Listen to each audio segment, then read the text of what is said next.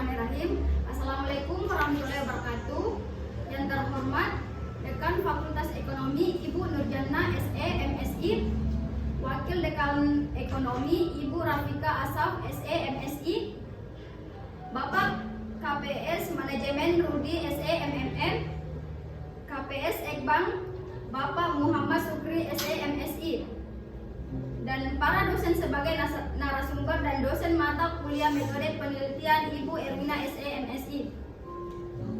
Perkenalkan, nama saya Ania Malika Ramadhani, NIM 19032010234, yang berjudul Pengaruh Lingkungan Kerja Terhadap Kinerja Karyawan PT Sumber Geraha Sejahtera Cabang Luwu.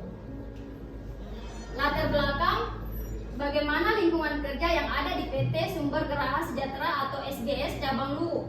Bagaimana kinerja karyawan yang ada di PT Sumber Geraha Sejahtera SGS Cabang Luwu. Yang ketiga, bagaimana pengaruh lingkungan kerja terhadap kinerja karyawan PT Sumber Geraha Sejahtera SGS Cabang Luwu. Rumusan masalah: PT Sumber Geraha Sejahtera SGS Cabang Luwu merupakan salah satu perusahaan yang bergerak di bidang usaha produksi kayu lapis atau plywood.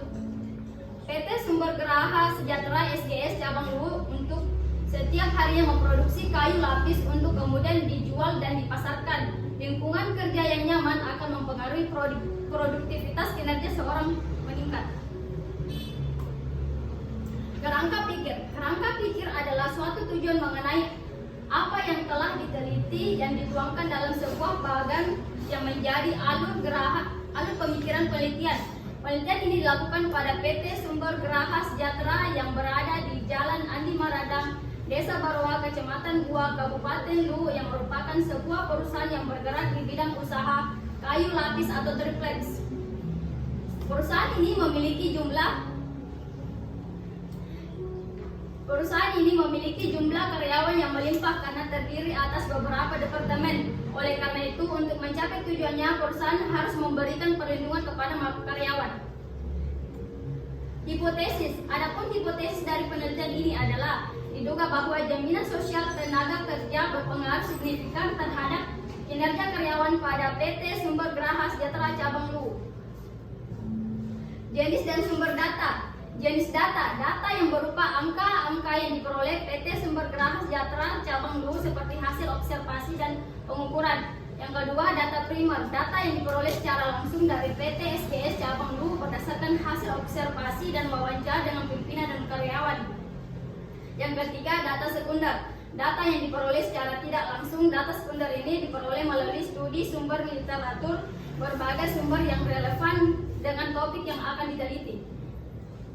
Populasi. Secara sederhana, populasi dapat diartikan sebagai subjek pada wilayah serta waktu tertentu yang akan diamati atau diteliti oleh peneliti. Populasi yang digunakan dalam peneliti pun cukup beragam. Terdapat beberapa hal yang dapat membedakan. Menurut Supardi 1993, populasi penelitian dapat dibedakan menjadi populasi finite dan populasi infinite. Sampel. Pengukuran sampel dilakukan melalui statistik atau berdasarkan pada estimasi penelitian guna menentukan besarnya sampel yang diambil dalam melakukan penelitian suatu objek. Pengambilan besar sampel ini harus dilakukan sedemikian rupa sehingga diperoleh sampel yang dapat menggambarkan keadaan populasi yang sebenarnya. Adapun teknik pengumpulan data. Yang pertama itu uji validitas, adalah uji ketepatan atau ketelitian suatu alat ukur dapat mengukur apa yang sedang ingin diukur. Sedangkan reliabilitas adalah konsistensi dari serangkaian pengukuran atau serangkaian alat ukur. Hal tersebut bisa berupa pengukuran dari alat ukur yang sama akan memberikan hasil yang sama. Sekian dari saya. Assalamualaikum warahmatullahi wabarakatuh.